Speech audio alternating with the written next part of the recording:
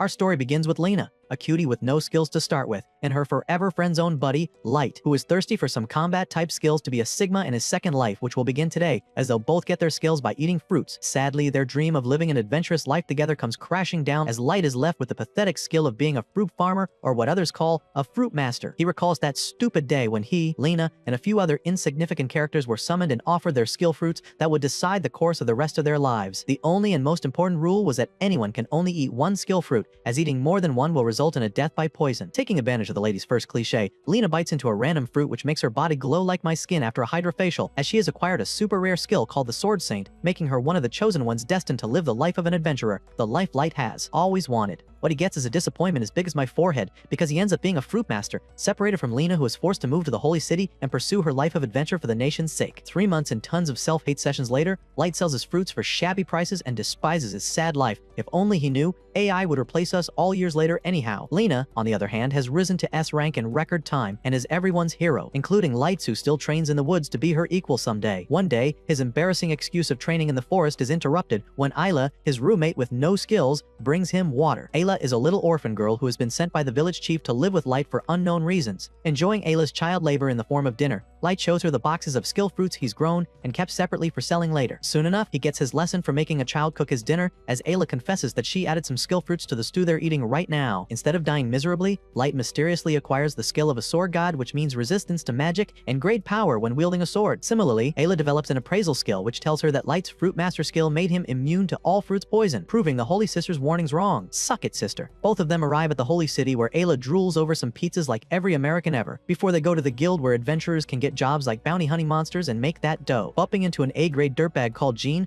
and blocking his attack with a sword, Light gets a glimpse of his true power and breezes through his first adventure of defeating a slime monster. But Gene's getting his karma, as he and his friends unexpectedly face an ogre as ugly as my ex and practically wet their pants at the sight of him. Like true cowards, they ditch the battlefield after leading the ogre to Light, who uses a full-powered demon slash move to slice the ogre in half, like a perfect little sandwich. While he's still bathing in the glory of his recent victory, Light witnesses the arrival of the Rank S party at the guild and immediately calls out to Lena, who's apparently as desired as Sydney Sweeney now. But like a stone-cold heartbreaker, she refuses to recognize him. The Rank S Sacred Party, led by Grouse, who has the Godspeed skill, calls the shots at the guild as they have some dank guys like Eric, the Strong Arm, Serum, the Raging Flame, and Lena, the Sword Saint for the streets, to forget his humiliation at the guild. Light devours pizza like me on cheat day when Lena pays him a secret visit and hears all about how he ended up at the guild, making us feel bad for misjudging her earlier. She warns Light to steer clear of the sacred party, hiding the fact that they're actually a bunch of self-serving pricks who didn't even bother to put out a fire they set to kill a monster, resulting in major losses for some poor farmers. What's worse is that they're enabled by the biggest pick-me ever, the Holy Sister, who only cares about how much glory and fame they earn through their quests. Light senses Lena's discontent despite her silence and offers her to join his and Ayla's adventure team, as if he hadn't faced enough rejection for the day. Playing hard to get as always, Lena declines and leaves with tears in her eyes. Back at the guild, Light earns his first bag of 10k, still unable to ignore his concern for Lena. Ayla points his attention towards Grouse, who's somewhat of a playboy, as he's surrounded by hotties who want to know all about the monsters he's slain so far. But his self-obsessed stories are interrupted by the farmer's complaints, as Sacred has been causing a lot of collateral damage in their fights lately. To annoy him even more, Light commands him to let Lena leave the party because, of course, the damsel in distress needs to be saved, only to be put back in his place as he's kicked out of the exclusive lounge reserved for the sacred party. Later on, he's warned by Gene's friends to stay out of Grouse's way, as that would make him Holy Sister's target, who can easily blacklist him from being an adventurer. Meanwhile, Lena has had enough of the sacred party's insufferable nature and declares that she wants to leave, but Grouse forces her to stay with them after slapping her pretty little face. This guy must be compensating for something with his huge ego. However, Light is also someone who just can't give up, which is why he offers Lena to join his team again during Sacred's public appearance, putting Grouse in a vulnerable position to accept his challenge of a duel. With Lena's freedom and his position in the Adventurers Guild on the line, Light starts with a defense approach, struggling to match Grouse's insane speed. Even after Grouse breaks Light's sword, he doesn't give up and uses a random deck rush as his weapon, putting more trust in his instincts this time, now that he's got Lena on his side. In a very predictable turn of events, the underdog takes the win, as Light strikes Grouse with such might that it results in a proper KO, establishing Light as a force to be reckoned with. Simping for the new hero in town, Lena accommodates Light and Ayla in her own house in the Holy City, but the peace only lasts a week, as Holy Sister starts getting in their way by making sure that they only get low-paying odd jobs. Now that she doesn't have a misogynist towering over her all the time, Lena optimistically accepts all the odd jobs and enjoys the fulfillment she gets from truly helping people, even though her pockets are starting to feel lighter than ever before. Being the W guy that he is, Light distracts them by making an invocation, which is a custom for any new party of adventurers, and names their party Luxaria, after which they all make their respective oaths. Light promising to be a top G in the history of adventurers, Lena aiming to help as many people as possible, and Ayla deciding to binge eat as many pizzas as she can find in the Holy City. Little do they know that Holy Sister, hands down the most corrupt nun we've seen so far, is plotting against them to assign them a rank S job, so that she can get rid of Light and Ayla once and for all, and also see if a priori, which means the one who goes ahead, can change the future or not. The next morning, Luxaria is assigned a major job by the guild, so convenient, where they have to go to the North Montez Valley region, a place no adventurer has ever returned from. Hearing about the missing adventurers at the guild's reception desk, Lena recognizes a few of them as they used to mentor her in her novice era, and learns that all the missing people went to the former Count's castle. Apparently, this Dracula knockoff used to be an adventurer 30 years ago, but the jury is still out on what skill he possessed. Now Luxaria, a bunch of newbies that only we know are underrated, are supposed to find the missing adventurers and the reason behind their disappearances. Obviously, Lena is smart enough to suspect this as dangerous for them, but Light, the starry-eyed idiot, has always dreamt about visiting the Valley region, and Ayla, the poster child of an ED, wants pizzas from the reward money, so they foolishly accept the guild's assignment. Soon enough, they learn the lesson of not bringing a literal child on a death mission, as Ayla almost causes them to fall off a cliff, making Light resort to his Gale Flash move, which allows them to land safely. But their relief lasts shorter than a virgin as Luxaria finds itself surrounded by the undead, who are none other than the missing adventurers who have somehow turned into zombies. Finally bringing herself to some use, Ayla appraises them and informs Light and Lena that one bite from any of these have-been adventures has the potential of turning them into a zombie. She can also detect all of them still having their skills, which completely throws Light off as he never considered the possibility of killing his fellow adventurers who once used to be human. Looking like he's trying to solve a really difficult math problem, Light stands confused as he's trying to convince himself to fight with these morally gray creatures when one of the zombies charges towards him, causing Lena to break the stereotype of being the helpless heroine and jump in to save Light's life, smoothly cutting down the zombie like a piece of steak. Being the slayer queen that she is, Lena assures Light he shouldn't feel guilty about killing someone who is already dead, and they would actually be doing these poor fellows a favor by setting their tormented souls free. They run into the castle to look for any survivors but come across a zombie rave party instead. As Lena butchers all zombies one by one, Light and Ayla just stand still and look pretty, silent fangirling over how she has mastered her sword saint skills. As always, Light's thoughts circle back to him, more specifically the fact that even though his sword god skill is more powerful than Lena's, he hasn't mastered it yet. Finally recovering from his extremely unhelpful monologue, Light jumps into the fight while Ayla stands unguarded, practically a sitting duck for a heavily armored zombie. Lucky for her, Lena comes through and slashes the zombie by attacking it in the gaps of its armors with impressive precision. Even though she plays it off cool and associates her power with years of practice, we all know by now that she's low-key gangsta. Returning to his hopeless little monologue, Light realizes that there is no room for error in this mission, as even the slightest mistake can cost Ayla her life. It also dawns on him that the missing adventurers were only 18 in number, but the zombies they fought were much more than that, which makes them even more curious about how an abandoned palace could be inhabited by such creatures out of nowhere. The group uses the stairs to make it to the second floor, where they catch a glimpse of the dead Count's portrait, which seems to be staring right into their souls, especially Lena's for obvious reasons. While Luxaria moves ahead, a creepy girl levitates and dances in the air like every girl on TikTok these days, humming a deadly tune. She's excited to see Light, whom she calls her guest of honor, cluelessly exploring the castle as he's the snack she plans to feast upon later. Wow, she must be a literal man-eater. Right on cue, several monsters jump out of Luxaria's blind spot and circle around them, making really calculated moves to prove that they are nowhere dumb as the idiot monsters downstairs. Once again, Ayla uses her appraisal skill to make the unsettling revelation that these monsters have been tamed by someone somehow, which makes us question why someone would want to keep such ugly pets. Lena explains that taming is the practice of controlling monsters, which is breaking news for naive little Light, but he adapts soon enough as he notices strings attached to the monsters leading down the hallway, the end of which is as dark as my eyeliner during my goth era. Ayla detects that the purpose of the threads is to transmit magic power, which means that someone evil, aka our Annabelle turned pop star, is literally pulling the strings to kill them. They reach the door that all strings lead to and push it open, ready for action. What they step into is a huge ballroom where our puppet master creepy girl named Dratina welcomes them, making a grand entrance as she gives herself obnoxious names like One Wing of the Black Swan and the Elite Force of Darkness. While the rest of us check out her smoking hot outfit, Ayla informs Light and Lena that Dratina's skill is necromancy, which allows her to control corpses and spirit-type monsters and even use their skills as her own. Even after it's painfully clear that Dratina is the villain here, Light still assumes that she is an adventurer sent on a mission just like them and that they should work together to find any survivors. Ignoring his stupid assumption, Dratina declares that she is only here to kill Light the Fruit Master on someone's orders that she won't name. While Light and Lena are still trying to process this, Dratina bombards them with her corpse monsters as she wants this fight to be as entertaining as possible. This girl should really get a Netflix subscription instead, as if Dratina's wasn't twisted enough already, she sends the zombies of Lena's mentors to fight with her, who aren't only dear to her but possess really powerful skills too. Noticing Isla's way of assisting Light and Lena, Dratina targets the kid first and sends all her monsters towards Isla. Light jumps in to protect Ayla like an older brother, but Dratina has even more sinister intentions in mind as she controls her monsters to attack through a dance of death, making it difficult for Light to keep up with them and kill them all. Meanwhile, Lena must grow some and come to terms with the fact that she must kill her mentors in order to get out of this castle alive and in one piece. Nevertheless, she reminisces about how they were the first ones to reach out to her when she had just arrived at the Holy City, until she rose above them in rank only a few weeks later. But that still didn't affect their kindness, which is so not the case right now,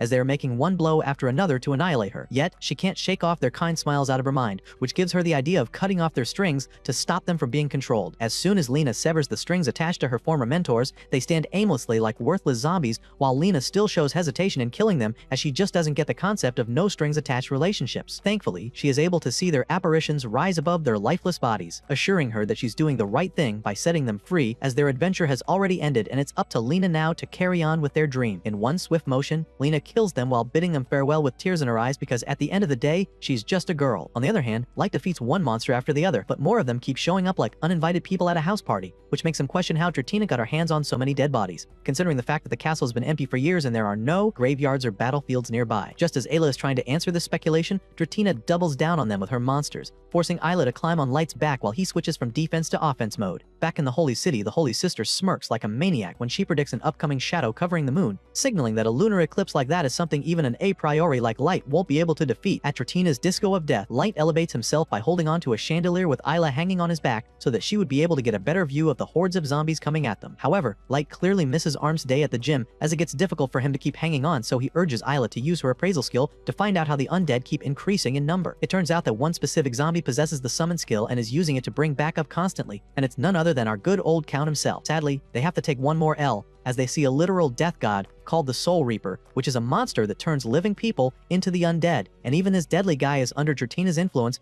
Ayla alerts Light that even the slightest touch of the Soul Reaper's scythe or the sludge he's shooting around would instantly turn him into a zombie, which basically means that Light is cooked at this point. Accepting that she can't sneak around with her secret tricks anymore, Dratina lets loose and tells Light all about how it was the Count himself who had summoned the Soul Reaper, which brought on his doom, and a great hero was turned into the undead that day. Unable to wrap his innocent head around this, Light wonders why a legend like the Count would make such a mistake when Dratina shatters his worldview by explaining the concept of taboo skills to him. She goes on about how people with those skills are ostracized and hated just for possessing those skills, which is exactly the case with the Count. He was initially praised for being a hero with great power, but then everyone started overthinking like me on a winter night and assumed that he could very easily turn against the people and destroy them by summoning whatever monster he could have wanted. With time, they all isolated him and accused him of treason, driving him to his dark and gloomy castle, which can honestly live so much better with a fresh coat of paint or a splash of color. Even though the poor guy turned into a loner, he still wasn't left alone as parties of adventurers kept coming for him, and things eventually got so bad that he had to summon the Soul Reaper to keep out assassins and intruders. Now that story time with Dratina is over, she launches more attacks on Light, who acts like a typical MC,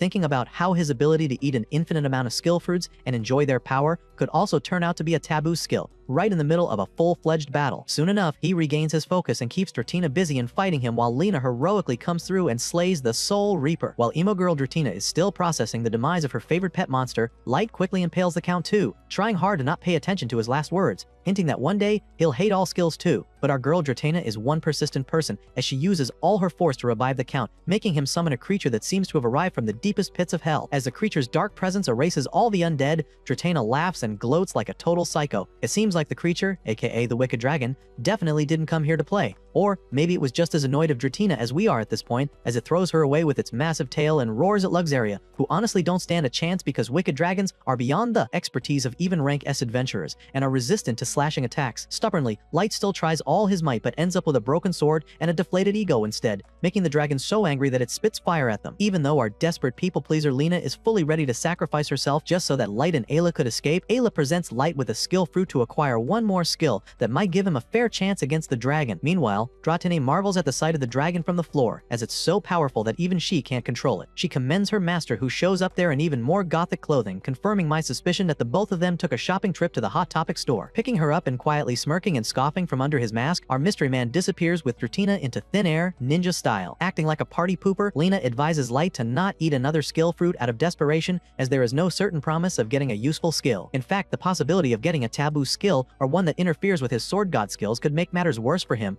but we we all know that Light suffers from a savior complex, which is why he eats the fruit nonetheless. What he gets is an absolute joke as his skill makes him resistant to bugs, which is obviously of no help to them, so Lena keeps dodging the dragon's attacks and guarding them. Growing even more desperate, Light has his Ratatouille moment and bites into 2 skill fruits at the same time. This makes him quite sick, as he develops even more useless skills like Cat Charmer and Weapons Durability Boost, which actually could have been useful if he hadn't broken his sword already. As Lena gets slammed against the wall by the kinky dragon, Light bites into his last skill fruit and finally hits jackpot with the Sleep Pixie skill, which means that whoever inhales the scales released by Light Sleep Pixie would immediately fall asleep. But the dragon is too high and far away for Light Sleep Pixie to be able to reach him, which is why he pulls an unexpectedly brilliant move. Using the broken end of his sword as a durable blade, he activates his Sword God skill to make the castle's roof collapse, enabling him to jump up the falling rumble and land directly on the dragon's face. Staring right into the winged beast's eyes, Light decides that it's nap time for the dragon and puts it to sleep. Spotting a mysterious piece of metal on the ground, Lena quickly scoops it up as a clue before they all make a run for it and barely escape out the castle that is nothing but a pile of debris now, with a horrifying dragon buried underneath it. Without taking any bathroom breaks, the Luxaria party travels all night and only stops at the Holy City's gates, relieved to see its warm lights. Like a true green flag, Light gives all the credit of their win to Ayla and Lena when all of a sudden he faints and falls off his horse. We get to see our mystery man again,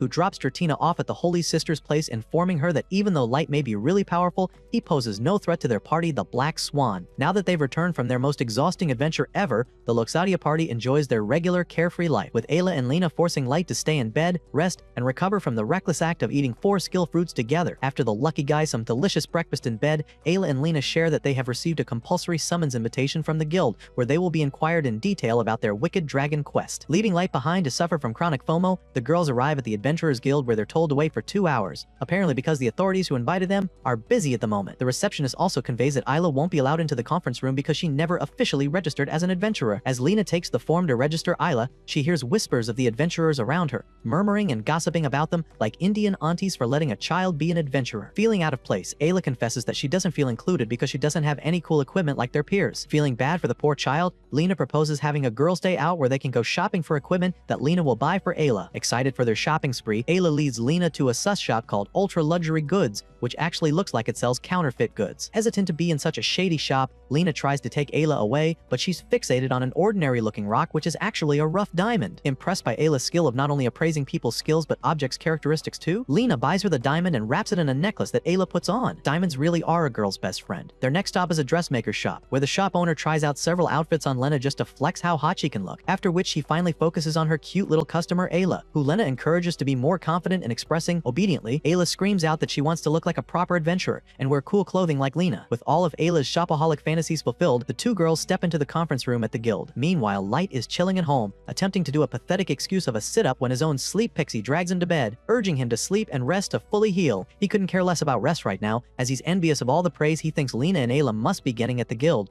which is why he decides to sneak out of the house and head to the guild too. Curious about who sent Dratina to kill him, Lena quietly decides to not give up all the information they hold on the wicked dragon, as hanging out with jerks from the sacred party have taught her a thing or two about being cunning. She already doubts the higher authorities at the guild, who are the only ones who knew about Luxuria being at the castle and could have tipped Dratina off. This is why she plans to casually name drop Dratine and the Black Swan party to observe the reactions of the 4 bureaus that come under the ultimate authority of the guildmaster. Lena and Ayla are introduced to the 4 heads of the Investigation, Security, Finance, and Inspection Bureau, which is represented by our most despised Holy Sister. Holy Sister! Acting as fake as a sorority girl, the Holy Sister expresses how glad she is to see Luxuria alive and safe, and applauds their performance at the life-threatening adventure. After learning that the Holy Sister is the most important member of the guild, Ayla acts like a curious cat and tries to appraise what her skill is, but nothing comes up in front of her for the first time ever. Leading the discussion like a girl boss, Lena directly questions the bureaus about Dratina and the Black Swan party, which causes Holy Sister to act clueless. No surprise there, while the head of investigation volunteers to check personal records to track the woman who is powerful enough to summon a wicked dragon. The head of finance, who honestly gives soulless corporate guy energy, points out that the approval of all 4 heads is required to access the guild's archives, making Lena upset. Holy Sister cleverly dodges the question and changes the topic by bringing up the current whereabouts of the wicked dragon. The head of investigation adds that the wicked dragon is no longer under the castle now, and only a piece of its body could be used to track its location by following its magic trail. Playing her ace card, Lena shows them the metal piece, which Ayla's appraisal skill reveals to be the dragon scale, making the Holy Sister soil her pants out of discomfort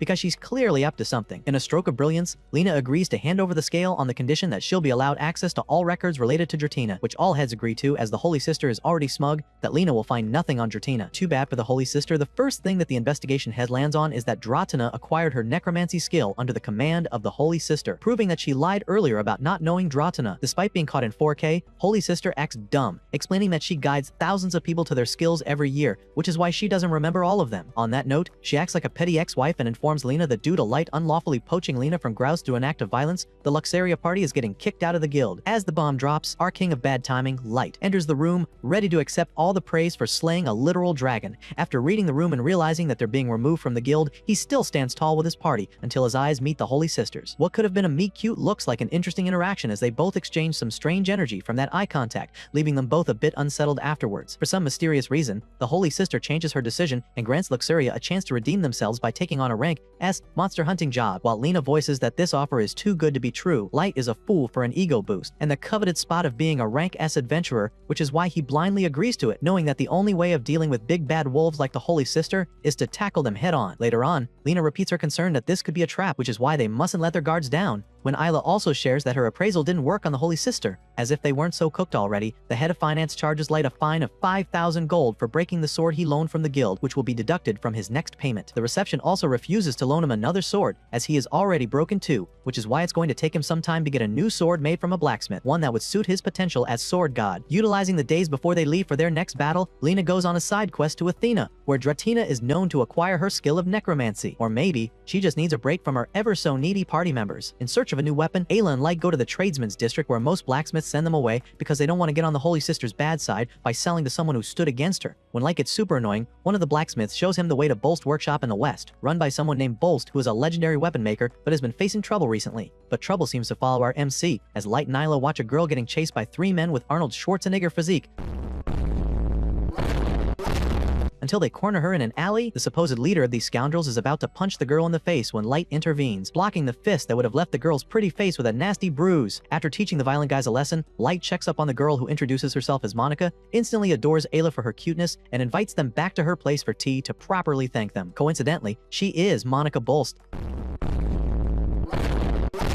the legendary blacksmith they've been looking for all along, but she seems pretty broke for someone so epic, as she desperately tries to sell them household items and farming equipment. After examining Light's hand and learning about his fruit farming, she makes him a pair of harvesting shears using her super forge skill that allows her to give a metal any property she wants after striking it with a hammer. Her thank you gift not only fits in Light's hand perfectly, but can also cut anything without applying much force. If only I could use it to cut off ties with some toxic relatives. Impressed with her flawless craft, Light pleads to her to make him one-of-a-kind sword, but she woefully declines, saying that she hates making swords, unlike the other Bolst workshop across the street that specializes in making weapons. She takes Light and Ayla to her dad, a stern and tall man who makes and delivers swords to shady merchants, which is something Monica deeply resents. After us getting a front row seat to Monica's daddy issues, she leaves her dad's shop in disappointment, even though the workers want her to stay, as only she can meet the demand for bulky orders. After getting turned down by the super busy Mr. Bolst, Light is about to leave when Bolst's apprentice Kane approaches him as his first fan. He spills all the tea on how Monica's grandmother was killed in a raid by a weapon Monica had crafted herself, after which she vowed to never make swords again. Light is still trying to get more deets when a pair of Gordon Ramsay-level rude merchants approach them.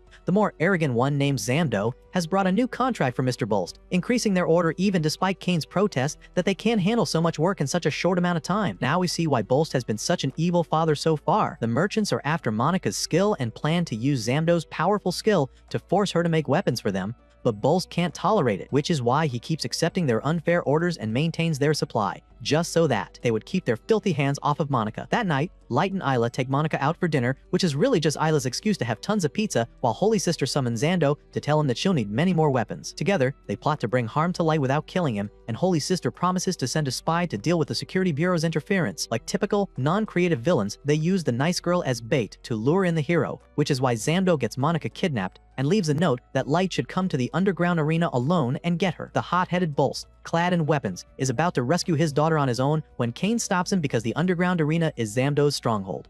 Entrusting him with Ayla's safety, Light heads to the underground arena alone because this is his battle to fight. With Monica being chained up in the arena for all the wrong reasons, the merchants unleash a bloodthirsty, raging Taurus monster on Light, but he's in no mood to fight today, so he simply uses his sleep pixie to send the merchants and their monster into deep slumber. Once he safely returns Monica to Mr. Bolst, Light acts humble even though the Bolst father-daughter are really grateful for his kindness. Determined to never do business again with Zamdo and his fellow merchants, Mr. Bolst insists that he still won't forgo making weapons because he can't tolerate being a broke blacksmith like his daughter, whose dignity also means that she'll die with no pennies to her name. When Monica starts yapping about her principles, she's sent back to her room to stay the night, while Mr. Bolst offers Light to spend the night at his house as a way of thanking him. Late at night, Monica and Light run into each other at the balcony while everyone else is asleep, and Monica shows him the first dagger she made as a kid. Light really seems to be making the most of Lena's absence. Talking to her shows Light how much she respects and admires her father, but she still won't budge into making weapons that later go out into the world and can be used to take lives. She wants to know if he's ever killed someone with his sword, so Light brings up how he initially hesitated in killing the zombies, but went on to do so for Ayla's protection. Even though she's still confused about her morals, Monica supports Light's pursuit of his dreams as he continues to do good with his sword. The night doesn't seem to be going so pleasant for Zamdo's henchman though, as he wakes up to find himself tied in Monica's place by a furious Zamdo who was really looking forward to a prize or at least praise from the Holy Sister in exchange for Light. To manipulate his henchman named Doug, Zamdo claims that he was tried here by Light and instigates him against Light even more, because this time, Zamdo intends to crush Light with his own 2 hands. The next morning, Zamdo immobilizes Mr. Bolst and his workers through his Thunder Charge skill that allows him to conduct electricity like a live wire and break into the workshop to gain Light's attention.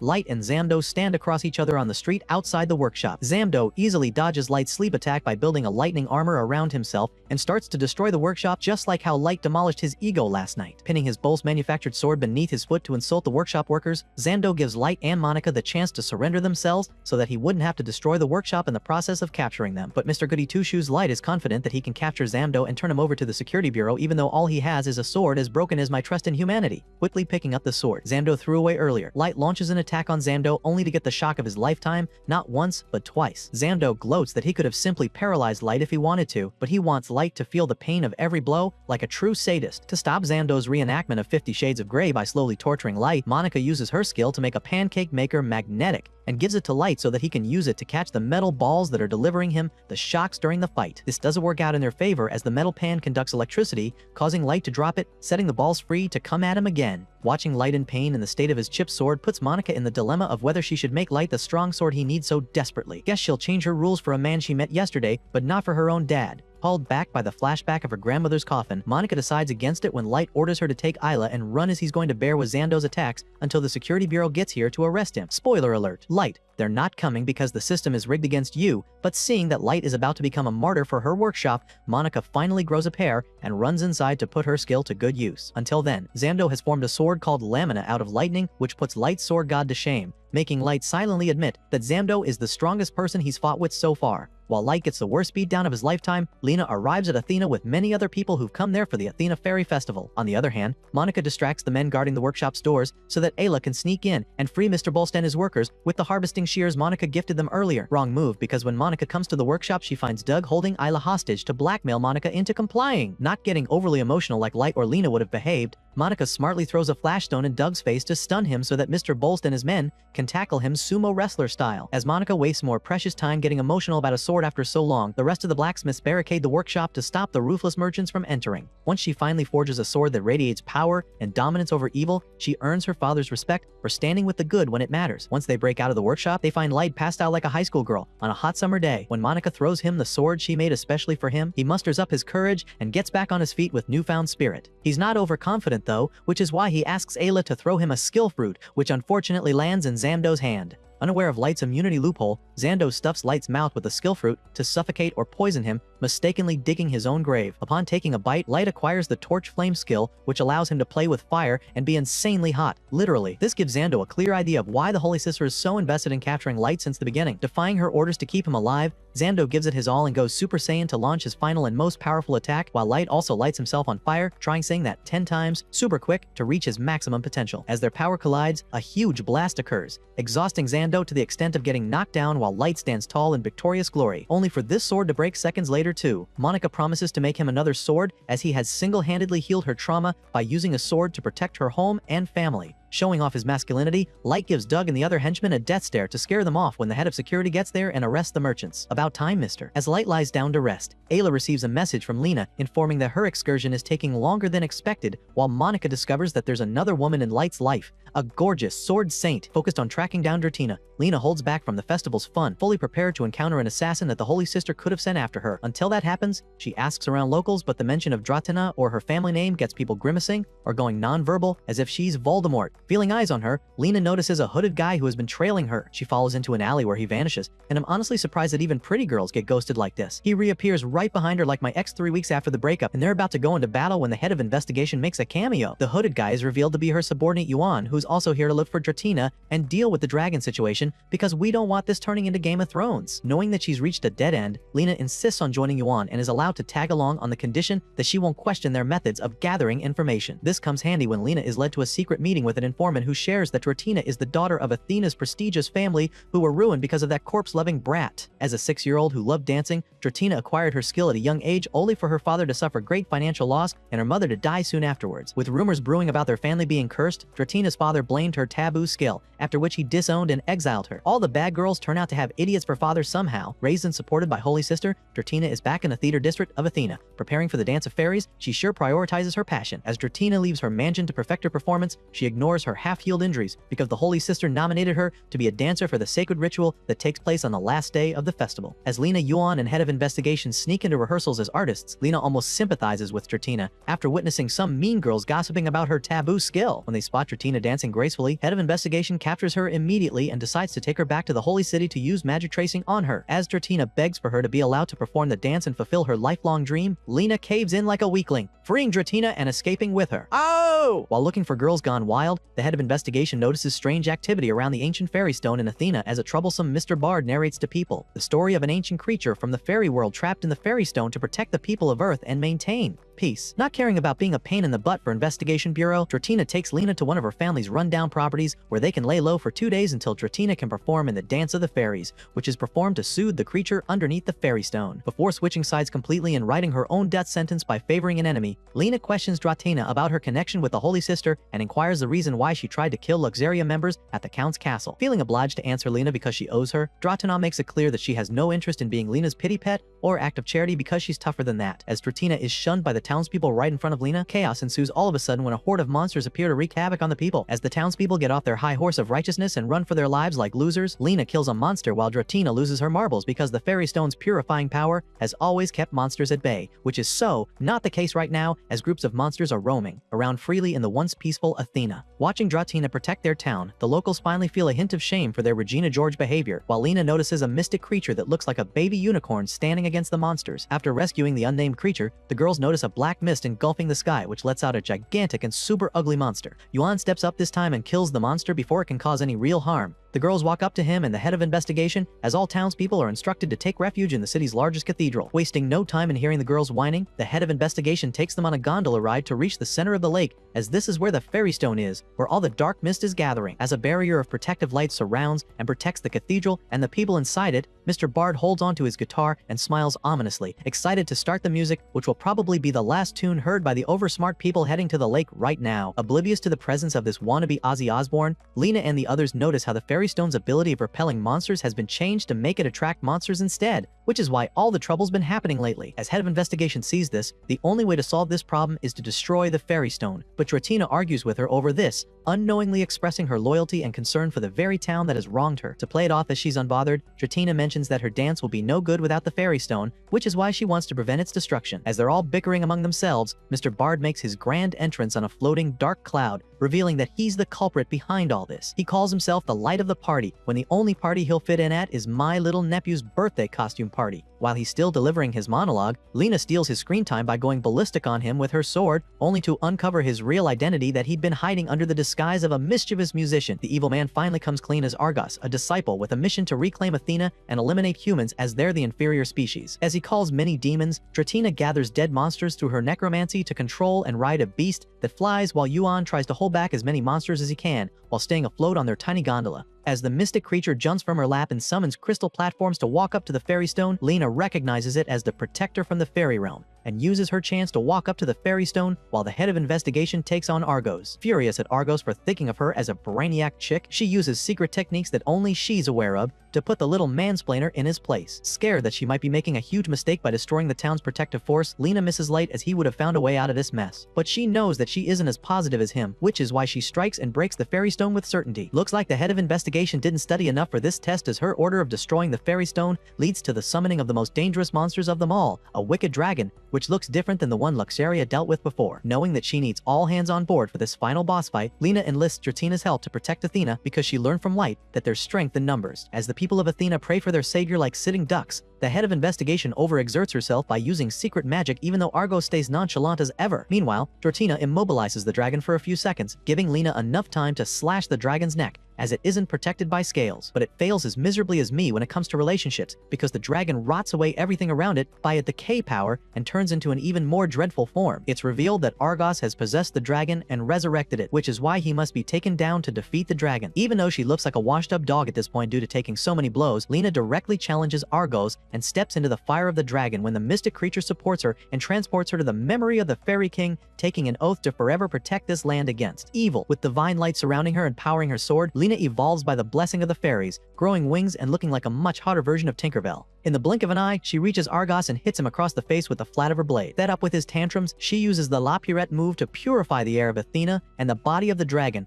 bringing Argos down to his knees and ordering him to tell everything about who sent him here and why. Recognizing that Lena once used to work under Holy Sister, Argos starts to doubt the evil nun even though they've been in cahoots until now. Feeling used by the sister, Argos disappears without giving Lena any information, accidentally leaving behind a talisman. Once Lena and Dratina are magically healed and appreciated by the head for their bravery, Dratina crushes her beef with Lena and the others and befriends them. As the people of Athena rejoice at their salvation, the head of investigation briefs the others on how Argos used a talisman to reverse the purifying effect of the fairy stone. As everyone is doubting Lena's miracle, the Fairy King himself appears, only to be bombarded by questions as the head of investigation starts acting like a nosy journalist. Getting to the point, the Fairy King brings up Sirendoros, the unicorn sealed within the fairy stone who shared his power with Lena through the baby unicorn he sent as a double of himself. Thanking all of them for saving Athena, the Fairy King leaves with Sirendoros as his purpose of restoring life in Athena has been fulfilled. Before his departure, Lena and Dratina perform the Dance of the Fairies for Sirendoros one last time, as spending 1,000 years in solitude does guarantee a performance from such beautiful girls. As Lena steps aside to give Dratina her solo, the redeemed villainess dances all her worries away, earning the affection and respect of the townspeople who had always despised her. For her service to Athena, the Fairy King bestows Lena Sirendoros' double, who will accompany Lena on her adventures and fight alongside her as her wings and purifying sword. Like a true teacher's pet, Lena names the double Siren instead of coming up with a unique name for her new sidekick. By the time the Fairy King disappears, Lena faints, as she's done enough for the day. When she wakes up the next day, they learn that the Holy Sister has already supplied Athena a bunch of new weapons through Zamdu now that they'll need to defend themselves in the absence of the Fairy Stone. Even though Dratina hopelessly tries to defend the Holy Sister because she still suffers from Stockholm Syndrome, the head of investigation reveals that the sister's skill is precognition, meaning that she can predict the future. This suggests that she could have caused or plotted all the disasters Lena and Dratina have encountered so far. Catching on to the sister's scheming,